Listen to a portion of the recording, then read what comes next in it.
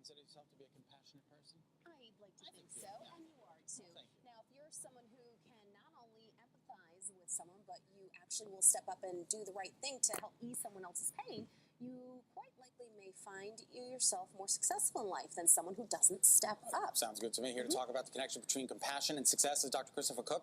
He is the author of The Compassionate Achiever, How Helping Others Fuel Success. He's also a professor and founder of the Center for Compassion, Creativity, and Innovation at Western Connecticut State University. Thank you so much for being with us. Thank you for having me on, guys, and happy birthday again. Thank you. I appreciate that. We love the book. Yes. We love the theme and the message behind the book, because we're always taught that to achieve, you got to climb your way to the top and make sure you're kicking everybody else's rungs out from underneath you so that they can't catch you. That's not the case. No. So what we allow kids and teach kids to play on the playground, right? What is it? King of the hill? Right. And what do? You push someone else down to get on top. Exactly. Right? And you're told to look out for number one. Right? But looking out for number one when you fall, because we all inevitably fall at some time or another. Right. And if you're compassionate, when you inevitably fall, there are other people around you who you helped will help you to keep you moving and going, right? And it occurred to me, everything from my high school football coach to my boot camp drill instructor to working on Wall Street, everyone says, Kukk, you got to be ruthless, right? You got to look out for number one.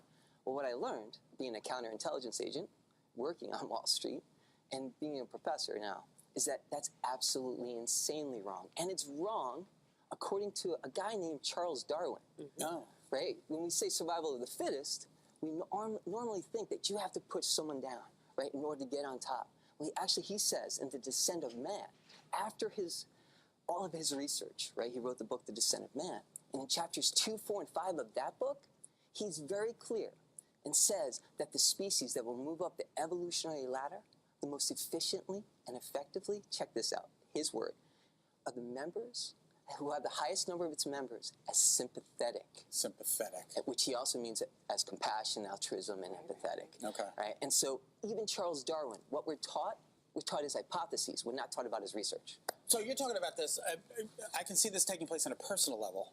Yes. What you're a professional level as well? Like at the office? So important. It's most businesses today are realizing how important it is to give back to the community, right? Exactly. So think of businesses, right, Scott? So the idea of Enron. What happened to Enron? It was very selfish. It was looking out for number one. Where's Enron now? Yeah, they're not.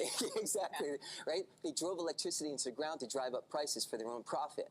They drove themselves into the ground by being selfish. And now we have businesses like Patagonia, who are doing extremely well, right? Who are giving back to the community in huge droves. And so when you looked across the board, businesses, organizations of all types, those that are the most compassionate actually succeed for a sustainable long period.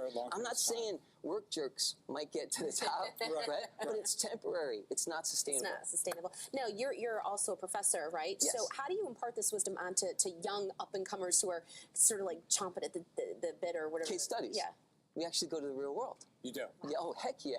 Right? Because, when you're in the classroom, if you can't bring the real world alive in your classroom, I don't know what you're doing in the classroom. Right?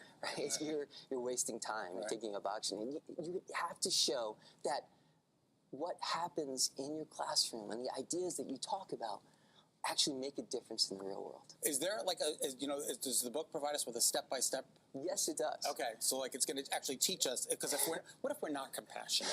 Well, are you panicking that you might? It's a 4-step program. So it is. Let's go through the 4 steps really quick. All right, so basically think of the name Luca. Okay. Luca means bringer of light in a lot of different languages. It also stands for, in science, the last universal common ancestor of all life on Earth. Okay. Right? And so I argue that compassion is that last common virtue that we all have. So Luca, listen, but listen to learn, not listen to reply. We are a culture that listens to reply. Yeah. Right? So let's step back. Then the U is understand. Understand to know what you need to do to help that person. C means connect to capabilities. Maybe you're not the person that has the solution. Maybe someone you know, or there's an organization that can help the person. So connect to them. A, act to solve. And that's compassion, because compassion is defined. It's got 2 steps. Understand 360 degrees, holistically, the problem or suffering of another. And then 2, act to address that problem. Wow. I love this. Would you go into corporate? I mean, can you go into corporations and teach these things? Yes. Like, you know, it's because I think that would be fascinating if you went into somebody's office and said, "We're going to do a day-long team building thing, and we're going to learn about compassion." Yes, I do. And one of the things we start with is actually Darwin, because everybody thinks they know Darwin. Right. Right. No, it's absolutely true. Absolutely true. Well, the book is The Compassionate Achiever, How Helping Others Fuels Success, a 4-step program.